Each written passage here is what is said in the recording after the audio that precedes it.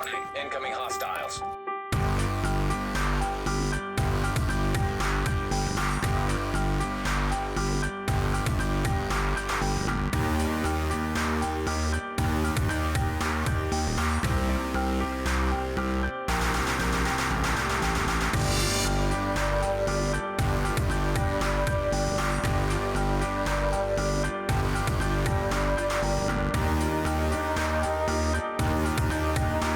Hello and welcome to Ware Gaming Weekly.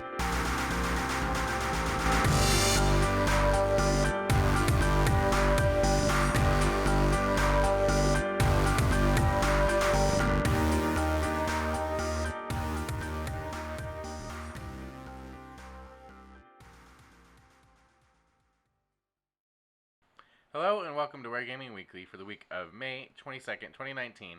My name is Nick, and alongside me is my brother Josh. Say hi, Josh. Hi, Josh. I almost spilled my coffee. How are you doing? Doing pretty good. You got a haircut. I did get a haircut. My foot is doing better. Good. And, yeah. I did not get a haircut. My foot has always been fine. And just so you know, Ware Gaming Weekly posts every week on YouTube.com and on podcast services. You can also find us on our website at waregaming.com. And you can follow us on twitch.tv/waregaming_. And you can write into us at weekly@waregaming.com to be heard on the show. I have one more week of movie. Yep. And then I'll be here for at least 2-ish, 3-ish more weeks. Yep. And then I'll be going out of town for a little bit. But we will be doing... I'm kind of We're making us doing this... we've not talked about it until just right this moment. But maybe daily reactions To the E3? E3? Because Yeah. I'm leaving that Thursday of E3. Okay. So, So we can get Saturday, Sunday. Does anything start on Friday yet? supposedly the EA not press conference is happening that Friday. Yeah. But everything. I just looked at a breakdown. I was actually going to put it in the doc. Oh, we could do Saturday, and we could react to Friday and Saturday's news, and then we can do Monday. Well, we can do Monday's news. I don't know. Here is just real quick the breakdown of the event. Excuse me.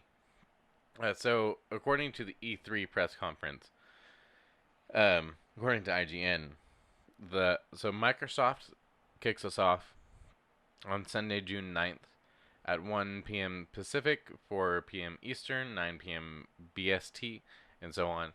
Bethesda is after that at 5:30 Pacific. Devolver Digital is at 7 Pacific. And then on Monday, June 10th, we have Ubisoft at 1 p.m. Pacific and Square Enix after that at 6 p.m. Pacific. And then on Tuesday, June 11th, we have Nintendo at 9 a.m. Pacific. So There's also the limited run games. We have the Kind of Funny Games Showcase, PC Game Show. Oh, yeah, the Kind of Funny Games Showcase is going to be on Monday, June 10th at 4:30. 4:30 Pacific. Limited run will be on June 10th. We might do like a collective So reaction to maybe- all of those. Um, Because it doesn't list EA. We have Activision who said they're not going to be on the show floor, but they'll have something to say probably about Call of Duty and what their They'll plans most are. I mean, since Sony's gone, maybe they'll be at Microsoft to promote their, It's possible. or they'll do like a weird third-party thing. So it doesn't show Activision anywhere. It doesn't have EA on there. I think is Google going to say anything? I don't know if they're gonna do E3. Did they this year. mention doing E3? I don't remember. Fun fact, I learned that Stadia is a unit of measurement used by the ancient Greeks. Oh. I was watching this video, guy proving that the Earth is round with a bicycle and 2 sticks, and he had 2 sundials, and he was in Canada, but he was talking about this. Did you say Canadian sundial? No, he was a Canadian. He was using sundials. Oh, I'm like, it's a Canadian sundial. No, but he was talking about the same experiment he was doing was done by Aristophanes in Greek, and he had used 2 different cities. He might have been Roman. Either way. You put 2 sticks in 2 different cities. Yeah, and measured them, and they were different. So, and proving the curvature of the Earth. Earth, and he was able to use the difference to calculate how the circumference of the Earth within a margin of error. And so, the guy on the video did the same thing. He was only off by like 6,000 miles. Science with Josh. Yeah, but anyway, the point was Stadia. They weren't sure exactly because Aristophanes used stadia as a measurement. Oh, But they weren't sure what stadium he was referring to or anything like that. And that reminded me of Google Stadia, which is the Google Cloud gaming program. Now that everybody's asleep, let's get on with the let's show. get on with the who, what, and the where. All right. So we'll break down what we'll do next week for E3. All right. First up on the who, what, and the where. Sony and Microsoft partner. Hell has frozen over. Maybe. Sony and Microsoft partner for cloud AI innovations. This is from Rebecca Valentine at GamesIndustry.biz. Now, before you start, I sent you the other article. Was the other article basically just this one too? Yeah, it was pretty about similar. the same. Okay. I wasn't sure how much difference was going to be in there. But Right. Today, the day of this writing, Microsoft and Sony announced that they are forming a strategic partnership with one another, collaborating on cloud services and AI technology. The two companies will work together on a number of technologies and solutions largely focused around Microsoft's Azure cloud service. This will include looking into ways Azure can be used with Sony's existing streaming services for both games and other content. You know, couldn't they use like a easier name? Azure. I mean, it's not terrible, but it's still a little. You have to think about it for just a second. Azure. Or Azure. Or The pair will also look at improving AI technology for customers, working together on intelligent image sensor technology, and incorporating the work Microsoft has already done with Azure on both AI and cloud, as well as Sony's understanding of image sensors and semiconductors. Quote, for many years, Microsoft has been a key business partner for us, though of course the two companies have also been competing in some areas, said Sony CEO Kenichiro Yoshida. I believe that our joint development of future cloud solutions will contribute greatly to the advancement of interactive content. Additionally, I hope that in the areas of semiconductors and AI, leveraging each company's cutting-edge technology is in a mutually complementary way will lead to the creation of a new value for society. Sony has always been a leader in both entertainment and technology, and the collaboration we announced today builds on the history of innovation, said Satya Nadella, Microsoft CEO. Our partnership brings the power of Azure and Azure AI to Sony to deliver new gaming and entertainment experiences for customers. Though not mentioned in the partnership announcement, this collaboration seems, at least in part, to be a response to Google's announcement earlier this year of its new game streaming service Stadia, which uses cloud-based technology to stream games across mobile, TV, tablet, and desktop PC. Microsoft has been vocal about its interest in cloud infrastructure development for some time through initiatives such as the Project xCloud, and there have been rumors of the company announcing a streaming-only console in the near future, though that may have been curbed somewhat by the announcement of the Xbox One S All-Digital Edition, which is diskless but not cloud-driven. Meanwhile, Sony has its own cloud streaming service and PlayStation Now, but its plans for the next console generation have been noticeably low on anything cloud-related. It's a position that, if held, would likely keep Sony's next console as the only traditional, quote, new console release the only traditional new console release of the big three, as Microsoft focused on cloud streaming and Nintendo continue iterating on its hybrid Nintendo Switch. So, this harkens back to one of our first episodes where I was talking about my pie in the sky dream of all these cloud technologies coming out with, with Microsoft, with Google, with T-Mobile or Verizon TV. or whatever, Apple TV, and I said just work together and make a solid foundation that we can all work off of. Buy a Roku stick that just has PlayStation games and right. And I mean that's still a little further down the line, but this is what I wanted to say. I wanted to see two big tech companies put their brains together and come up with a way for this to actually work. and not be a noticeable like with Stadia. The biggest concern is input lag. If you do something on the controller and it takes more than a millisecond or two for it to do it, your perception, you start to perceive that, and so uh, playing games that way feels bad. Right. So if they don't come up with a way to fix that, then none of these cloud services will succeed. So coming together and trying to utilize the strengths of both companies, like they were saying, is a good way to help Right. get this technology moving forward. These are And- two monolithic, monumental, monolithic companies that know what they're doing. And there's only benefits to come from it, I think. Right. Unless, I can't think of a detriment.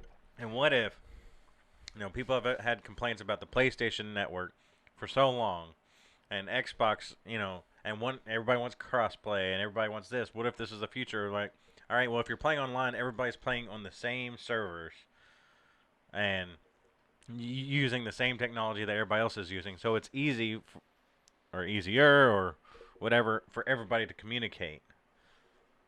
Possibly. I don't know.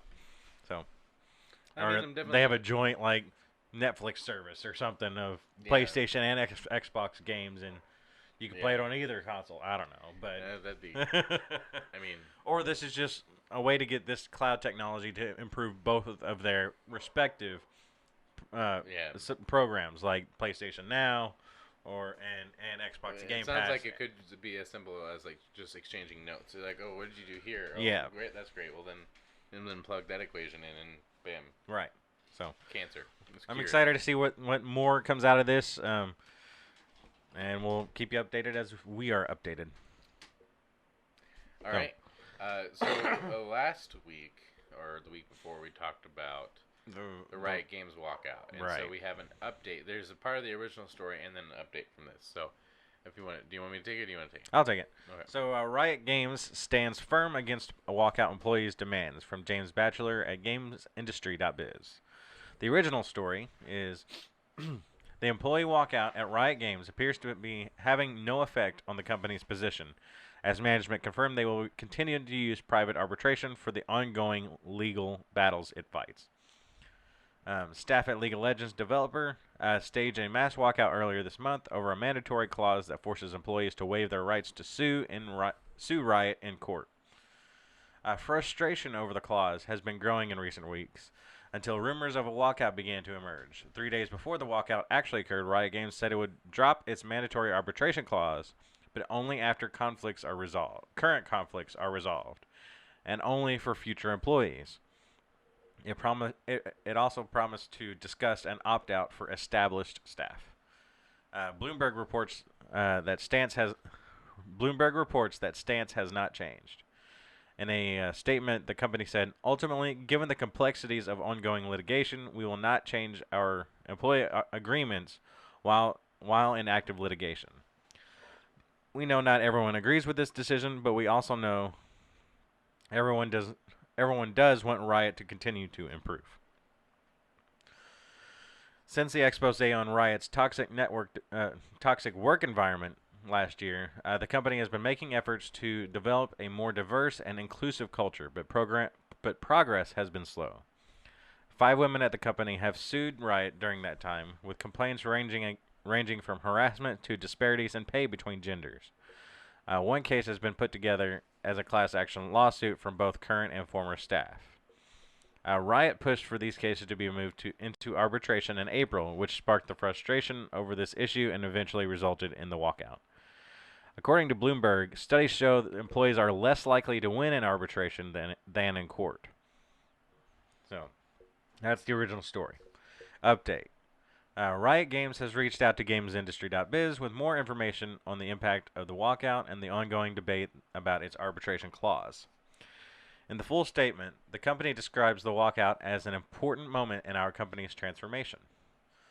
While the stance on the arbitration hasn't changed since the previous announcement before the walkout, Riot re-emphasized that it remains, quote, committed to having a firm answer around extending an opt-out to all rioters when active litigation concludes.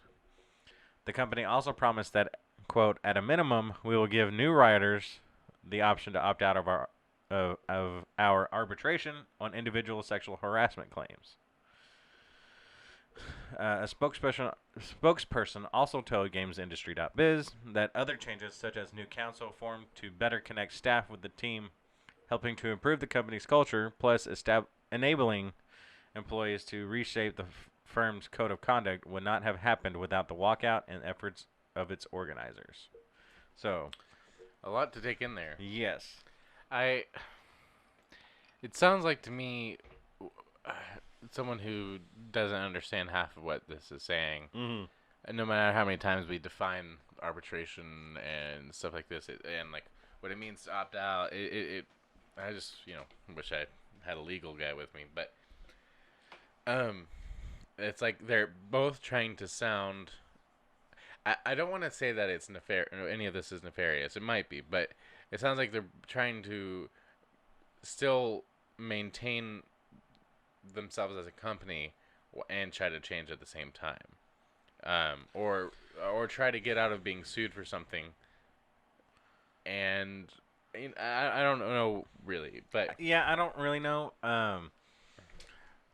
Some of the language is weird, like for new employees, and at the very minimum, we'll give new rioters the option to opt out of our arbitration clause on individual sexual harassment claims. So that's not even.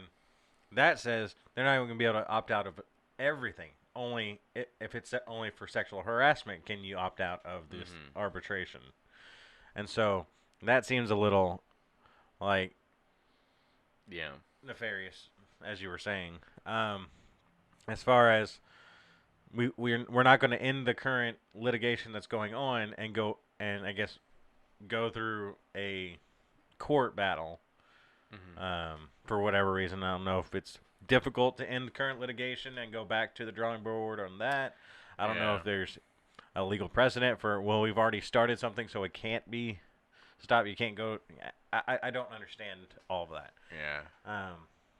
But if I think if the statement was after current litigation is done, all writers will have the option, new and former, to opt out of any arbitration clause, or just we're just going to nullify the mandatory arbitration. Like, there's got to be a way legally to just do that, nullify those contracts that were signed. Well, and then this little line here, it says, according to Bloomberg, studies show employees are less likely to win in arbitration than in court. So, I mean, I feel like that's a comment that they put in just to, like, set the tone. I think these stories are missing some context about how arbitration works, because I just don't know. I've heard that sometimes you get better results out of arbitration, and because it's more like in depth, or they're more like closely. I don't know. I'm not saying that they should keep their mandatory arbitration. I just don't know enough about how arbitration works, and to say whether or not arbitration, the arbitration with the company is bad or good. Yeah. And at this point, I feel like I'm just saying arbitration a bunch, and it's losing its meaning. So right. But we wanted to bring it back up because a couple weeks ago we were talking about this, and it's just the story will continue, and we look forward to the changes in the industry. Yeah, that's what I was going to say. I was like, I want to see Riot get back to, or get to a point where people feel comfortable working there again. Yeah. And that's the same with any of these places. Sure. So, but for now, let's talk about Call of Duty. This is from Kotaku, Jason Schreier. Call of Duty 2020 in upheaval as Treyarch takes over. Plans Black Ops 5. Next year's Call of Duty has gone through a major upheaval as publisher Activision informed developers this week that studios Raven and Sledgehammer, which had until now led the project, will no longer be in charge. Instead, according to 3 people familiar with the goings-on at the companies, Treyarch will lead development on a new Black Ops for 2020. It's a significant shift for Activision's massive first-party first-person shooter franchise, which is one of the most lucrative video game series on the planet. Every fall for the past 15 years, Activision has put out a new Call of Duty game, supported by a stable of different developers who rotated duties as required. Since 2012, Activision has followed a 3-year cycle for its 3 lead studios, Infinity, Treyarch, and Sledgehammer. The results have looked like this. This goes from 2012 to this current year. So Black Ops 2 was Treyarch. The next year was Ghosts, Call of Duty Ghosts by Infinity Ward. Then it was Sledgehammer in 2014 with Advanced Warfare. Then it was Treyarch with Black Ops 3, Infinity Ward with Infinite Warfare, and Sledgehammer with Call of Duty World War II. And then Treyarch did Black Ops 4. And this year, there's been, the unannounced Call of Duty game that most likely might be a Modern Warfare. And that's Infinity Ward. Yeah, so Infinity Ward just is lined up to do the next one.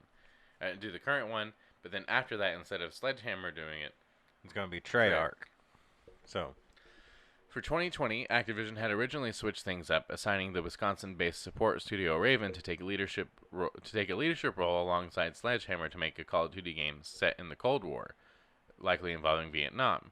Very recently, that's changed. Now Treyarch, based in Santa Monica, California, is in charge of leading Call of Duty Black Ops 5 for 2020.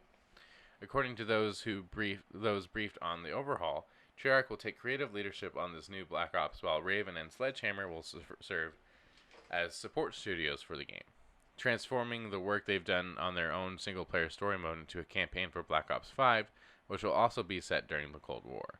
This may be a welcome return for fans who criticize the lack of campaign in Black Ops 4. It will likely be a cross-gen game to coincide with the launch of the next PlayStation and Xbox, which are expected in the fall of 2020. What this means is rather than getting 3 years to make their next game after Black Ops 4, Treyarch will just have 2. Some of the companies say they're not pleased about that and are already bracing for brutal overtime hours like they faced last year on Black Ops 4. Others have told Kotaku they're excited about the change, as they have a solid game plan that isn't likely to change drastically, unlike their last 2 projects. This news comes during a strange time for Activision and Call of Duty. Although Black Ops 4 sold well at first, we've heard that it hasn't quite hit the revenue tail that Activision's bean counters were hoping to see. Internally, Activision's executives started to talk about embracing free-to-play as a revenue model once Anathema... What? I don't know, look that word up.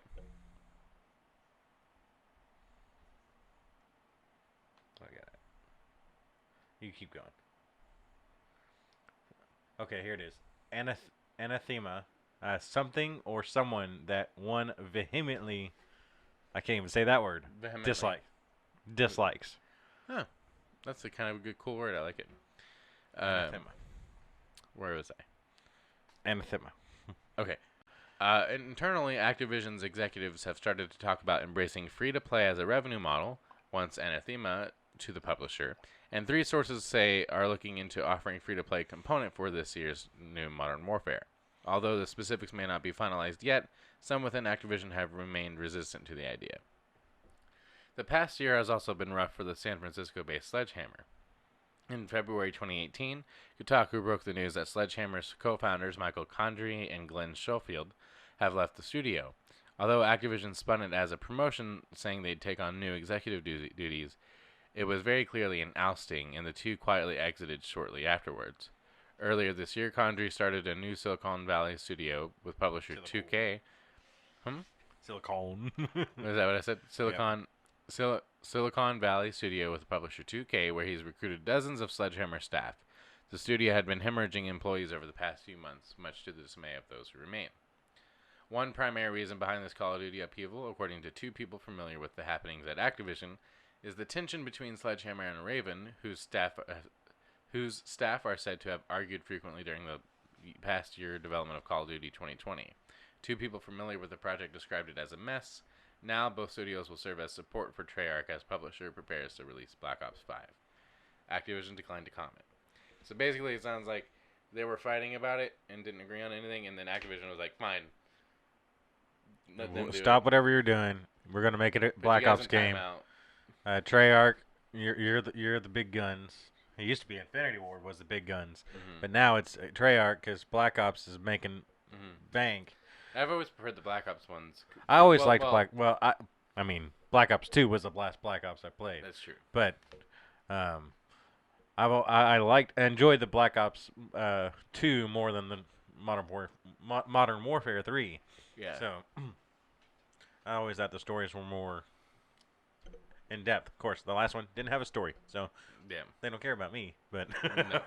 Well, they do now because it's coming back. well, now apparently. no, Sledgehammer's doing the single player, and, Right. And Treyarch's gonna work on other things. I don't know. I don't know. Excuse me. So if you were hoping for Infinity Ward to do their game, then you No, Sledgehammer. Sledgehammer to do their game, then you're just Infinity War is still doing this year, Right. so it looks like it might switch to a 2-year cycle. Yeah. Which is interesting because Sledgehammer did World War II and people love that one. Yeah. So I don't know. Maybe it's time for Call of Duty to get a break. Assassin's Creed. Assassin's Creed, or just total reworking. Yeah. A new Call of Duty for a new decade. That'd be great. Most likely won't happen. All right. Excuse me. Speaking of 2020. Ubisoft planning 4 AAA releases through March 2020. This is from Adam Bankhurst at IGN. Ubisoft has announced that Skull and Bones, like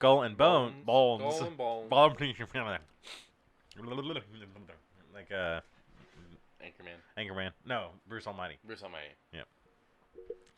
Ubisoft has announced that Skull and Bones will be delayed to after March 2020, and that 4 AAA games, including Ghost Recon Breakpoint, will be unveiled and released by the end of March 2020. Revealed via Ubisoft's 2018-19 fiscal financial earnings report, the company's 2019-2020 financial targets of net bookings of around a lot of money will be led by Ghost Recon Breakpoint and 3 other AAA titles that are currently unknown. As for Skull and Bones, the reason it is not expected to release until after March 2020 is due to the fact that Ubisoft's Pirate game has been delayed past Ubisoft's. Okay, the reason is the reason. The reason it is not expected to release until after March 2020 is due to the fact that Ubisoft's Pirate game has been delayed past 2019-2020 fiscal year, which began on April. So yeah, the reason is the reason. Yeah. So it's not gonna it's gonna release after March 2020 because it's gonna release after March 2020. Okay. Anyway, the Skull and Bones team, represented by producer Carl Lu. That's what I would say. Also took to Twitter to share a message with its fans of a game that does not exist. I don't know how there's fans. That Skull and Bones will also not be at E3 2019, and as the team will focus entirely on making the game as great as possible. Originally scheduled for release to be released in fall of 2018, the title we called a mix between Assassin's Creed 4 Black Flag, For Honor, and The Crew apparently needs a bit more time to be able to live up to the team's vision. Ghost Recon Breakpoint was revealed last week and is a follow-up to Ghost Recon Wildlands. That will be released on PC, Xbox One, and PlayStation 4 on October 4th, 2019. Breakpoint is also our first... is the IGN first for the month. So stay tuned, blah, blah, blah. Figuring out what the other 3 AAA titles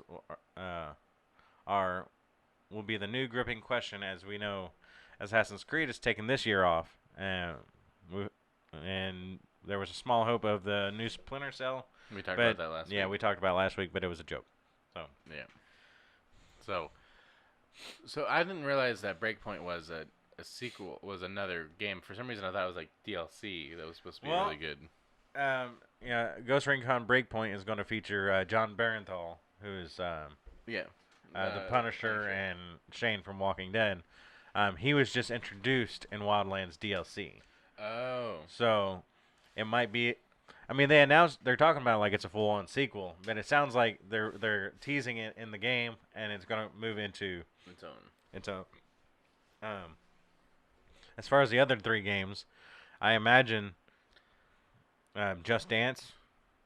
Well, did it say original, like new games? No, unannounced. Okay. I would imagine Watch Dogs is coming back. You think so? Yeah, and I still think Splinter Cell. I don't know if you can do Splinter Cell and Watch Dogs in the same year. I mean, not that they're super similar, but I think you can do Watch Dogs in the fall and hit Splinter Cell in March. yeah. And we could be looking at another Nintendo crossover. They're going to do a Just Dance. We don't know if that's one of the titles they're really worried about. I mean, it sells like crazy for them. I feel like, well, I guess they would put that into the 4, but it feels like I don't know that it one- excites anybody except Just Dance people. Yeah. A Prince of Persia, that'd be cool. But I mean, that's what Assassin's Creed does. So Yeah. I would like a new Prince of Persia, but Yeah. I mean, I would play it for sure. mm-hmm. But all right, Minecraft has sold 176 million copies worldwide. This is from Rebecca Valentine at Biz for like the 3rd time today. Mm-hmm. Today, Microsoft and Mojang announced that Minecraft Mojang That's how they say it.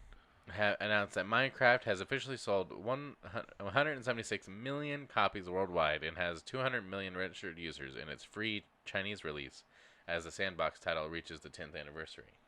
Why did you do the... It sold 176 million copies and 200 million registered users, and it's free. That is almost 400 million copies of that game out there? No, it's... So, 106 million copies. They have sold 176 million copies worldwide and has 200 million registered users in its free Chinese release. Oh. See, I just figured there was like 34 million who have it for free. The way that says it has 200 million registered users in its free Chinese release. That is more than the actual number there. Right. Interesting. So, that sounds like 376 million people are playing this game. And that's quite a bit. That is probably, I think that's more than the population of the United States. I don't know, you should fact check that. The original PC version of the game recently passed 30 million unit sales on its own just last month. And to coincide with the game's 10th anniversary, Microsoft has announced a new free-to-play mobile augmented reality game in the franchise called Minecraft Earth. These new figures technically put Minecraft as the best-selling game by unit sales ever released, according to official numbers, though it may not actually be the true bestseller. For instance, in 2014, the Tetris company said it had 425 million paid mobile downloads, though this may have been across multiple branded games. A representative from the brand told GamesIndustry.biz that as a policy, Tetris does not release sales numbers, and those reported by other outlets have not been confirmed by the company. The next best-selling game for which concrete numbers are available is Grand Theft Auto 5, which, as we said last week, has sold nearly 110 million copies as of earlier this week. And that's why I put the story in here. Not that we care about Minecraft, but last week we were talking about how big Grand Theft Auto 5 is. Minecraft just eats its lunch. For sure. And, it's interesting because, I remember Minecraft coming out, and everybody... I had so many friends in high school that were... Well, that was not 10 years ago. Well... Yeah. 2009, I would have started high school. The fall of 2009, yeah. I would have started high school. So... That's crazy. Yeah, anyway, it is. So I just remember a bunch of people playing it. I could never get into it. I used to mess around with it. Mainly, I would just dig in one line all the way down until I couldn't go any further. Yeah. And then it would get dark, and I didn't like it, and so I just... I remember my buddy Patrick playing it, and band when I was at when I was in the marching band at U of L, Mm-hmm. and just showing it to us, and That's where I learned the Plague game, the Plague Inc. or whatever it was. I don't think it was called that, but Yeah. he was into all that kind of like beta, PC games. Right. Well, and my friend Jared had built a pretty decent replica of our high school in the game, which, thinking about it now, may not be kosher. But I thought it was neat. I mean, if I were to make something in a game, you would probably like use something out of real world, something you could see. And like, oh man, that was cool. I made my school. It was cool, my and house, he used the right colors and everything. And we would walk down the hall, and he would have his laptop open, and we would walk down the hall at the same time. It was like, oh, that's neat. That is neat. That brings me to what I want to do in Dreams. Yeah. I want to get a copy of Dreams so we can build the studio in Dreams and somehow program like avatars of us like talking, and so we could just plug our audio into that, and so we'd never have to be on camera again. No. Josh would love that. And then it would just be kind of neat to do. Yeah. I saw this week someone had created Donkey Kong and like a 3D like Donkey Kong world, and I saw someone made like there's a TV show called Dexter's Laboratory, and someone made a Dexter's Lab game. And it kind of the image I saw reminded me of like the old Rugrats game. It was very like cartoony and fun. Anyway, I've been debating whether I want to get that, if I can still get it, because I think it was limited. But if we can still get it and do that on stream, kind of stream, trying to learn how to do it and make it. Yeah, that would be fun. We'll do it. All right. Our last story of the day, I believe. Is this my story or yours? Yours. Okay. The Last of Us Part 2 is entering final stages of development, from Colin Stevens at IGN. Thanks to IGN and GamesIndustry.biz for most of our stories today. And Jason Schreier. While it's still unclear how far away The Last of Us Part 2's release is, the game's co-director has indicated Naughty Dog is hiring new talent to help close out its development. Posted by co-director Anthony Newman on Twitter, he wrote, quote, "A lot of awesome positions open to help us close out this game. I especially want to highlight the melee animator position." The position highlighted is the post includes animators, programmers, game designers, lighting and visual effects artists, and more. These positions have been open as of May 10th. While Newman's phrasing isn't entirely concrete, it appears Naughty Dog is hiring this talent for the final stretch of the game in order to close out development. I mean, that's what he said, right? Yeah. If new talent is coming in, that likely means there's still quite a bit of work left on the game. But if this is in the later stages of development, that means the team has certainly completed much of the game's production. This could mean the game is coming later in 2019. Colin, come on. Or is still a year or more away. It could mean it could come out sometime. Sometime this game may come out. Mm-hmm. But at least it appears we won't be waiting years and years for its eventual release. Just years. Yeah. The most recent update we had on the game's development was that the performance capture had been completed for Ellie and Joel, and the final scene of the game had been shot. While this also doesn't give us any concrete answers on how far the game is, alright, we got it. We got it, Colin, thanks. And the last major look we had at Last of Us Part 2 was at Sony's E3 2018 conference, which we won't have one this year because Sony's not going to have one. Mm-hmm. But we might get I think we'll get a state of play a couple weeks before. Well, this is a couple weeks before, and we got one. Well, it's about a month before. Right now? Yeah. Okay. Nah. Yeah. It's like 2 weeks from now. Yeah, I guess it wouldn't make. Maybe at the end of June they'll have another one. End of May? No, end of June. Okay. So after E3. Because they said Sony said they're not doing anything on, near, or around E3. That we're not doing anything. But afterwards, they might. So who knows? It'd be funny if they only went to E3 like on the last day. Just be like, oh, by the way, we're having an event in September. It's this thing, and it's gonna be awesome. Yeah. And goodbye. And then they would still win E3. It's just Shuhei with a sign says "See us in September." Yeah. All right, so that's the show this week. Before we go, I'm just gonna read. Well, I was gonna talk about a little bit. I watched the making Raising Kratos. Oh, okay, yeah. The I haven't watched it yet. there's a documentary on YouTube you can go watch if you're interested. It's called Raising Kratos. It's about 2 hours long, and it's about the Santa Monica development of God of War, and Boy.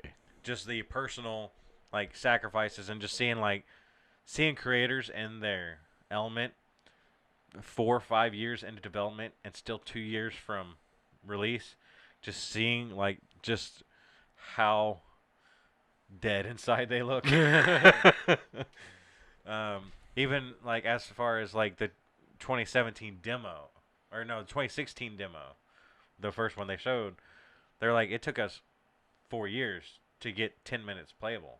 Wow. And to look that good. Now we have 30 hours to get done in a year and a half. And just seeing, somebody knew that this game was going to be good because they had video, a videographer every step of the process. Wow. When he was when they were pitching the idea, and Shannon, one of the, I don't know what her position is, but she is the one, she convinced Corey to come back to Santa Monica to take over for God of War, because God of War was not in a good place after God of War Ascension, and he worked on all 3 of the originals, right? well, he was I don't know what exactly he did in the first one because David Jaffe directed the first one, but he directed the second one. Corey Barlog did God of War 2? Yeah, Corey Barlog did God of War 2, and then after the first one he left. David Jaffe left, so Corey Barlog took over God of War 2, and then he left, and then David Asmussen. Stig Asmussen took over for God of War 3, and there was a joke because they had all 3 or 4 of them who've worked on directors of God of War games were sitting there at some David Jaffe panel. was there. Yeah, David Jaffe. Oh, that's cool. It was an old interview because it all looked a little younger, but he made the joke. How do you get? Yeah, how did you get to be in this position? I guess Stig had asked him or something. He's like, "Oh, you just need someone to quit." That's funny. I was thinking about what I was gonna do tonight. I'm like, I might watch that. Yeah, it's good. The first line of it is this was going into holiday 2017, and they hadn't delayed yet. They were still set for. I don't think we ever knew, but it was set for March 13th. And everybody knew that was not happening. And one of the first lines is him saying, "Fuck me." And everybody's like, well, maybe. He's like, I already know. It's just not going to happen. And they pushed it a month later. And it was the 30 days it takes. The 30 days, it absolutely needed to be one of the greatest games ever made. Yeah. And so I was sitting there watching it, and Mom, she wasn't watching it. She was, hearing it from another room. And she's like, I get why some of this is interesting, but, some of it's not. And I was like, well, she didn't have the context. She didn't even know I played God of War. I was like, this is we both played it. I bought the 4K TV for God of War. Yeah. And it was more about, this is one of the greatest video games ever made. It's a technical achievement as far as, no game has, it does things that no game has ever done. It's got the one-shot camera for a 30-hour experience, then that doesn't cut unless you die. Other than that, there's no cuts. It does some clever flashes of light so you can change scenery if it needs to, but the camera never shuts off unless you die. You have a hero in this game that people hated. People did not like Kratos because he was a one-note character. He yells a lot and he screams at everything and he kills it. And this took Kratos, someone who's not really relatable, and brought him down and made you empathize with this character. And so I found that very interesting, as well as Corey Barlog, just seems like a very nice guy, cool, personable dude. Yeah. So, just seeing him and the other people that were all in this, in the middle of it, in the middle of all the development, they moved to a new space, and there was a project they were working on after Ascension that Santa Monica was working on that was deep into development. They showed some concept art that just got canned. Wow. And laid off hundreds of, like 150 employees. It's crazy. And then, I don't want to ruin it all, so go watch it. So go watch But it. it was really good. It was worth my time, and yeah. Great. Do you ever watch the Grounded for the Last of Us documentary? Probably have. It's really good too. I think Sony is doing a really good job of like taking these, not only making their studios like something to talk about, but actually like giving you the inside scoop on some of this like development. And I think that's really cool. For sure. And I want the same thing for the initiative. Microsoft. I want the same thing for whatever the initiative does, because just the creation of the studio, what they're doing there, the talent they're putting together, I would just to be the fly on the wall in that place would be interesting. Yeah. But anyway, back to the games coming out this week. All right. So coming out this week, we have there quite a few. Yeah. American Fugitive comes to Switch on May 23rd. Conglomerate 451 comes to PC on May 23rd. Is that a reference to Fahrenheit? I guess so. Pathologic 2 comes to PC on May 23rd. Tennis World Tour Roland Garros Edition, PC, PS4, Xbox One, and Switch on May 23rd. Total War 3 Kingdoms comes to PC on May 23rd. And TT Isle of Man Switch comes to Switch on May 23rd. On May 24th, we have American Fugitive on Xbox One and Sword Art Online Hollow Realization Deluxe Edition on Switch. On May 28th, we have Cricket 19, the official game of the Ashes on PS4, Xbox One, and Switch. Layers of Fear 2 on PC, PS4, and Xbox One. Little Friends, Dogs and Cats on Switch. Oxygen Not Included on PC. And then on May 29th, we have Among the Sleep Enhanced Edition on PS4, Xbox One, and Switch. Blood and Truth comes to PSVR. And Dragon comes to PC on May 29th.